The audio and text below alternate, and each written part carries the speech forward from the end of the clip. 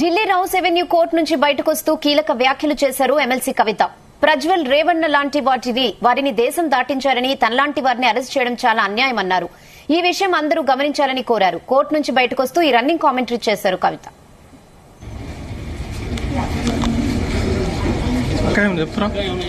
ప్రజ్వల్, రేవణ్ణ లాంటి వాళ్ళని వదిలేసి వాళ్ళని దేశం దాటించి వాళ్ళంటి వాళ్ళని అరెస్ట్ చేయడం చాలా అన్యాయం. ఈ విషయం అంతా గమనించాలని కోరుతా ఉన్నాను.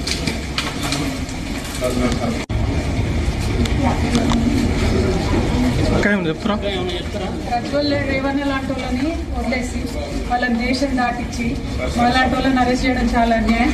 ఈ విషయం అంతా గమనించాలని కోరుతా ఉన్నాను.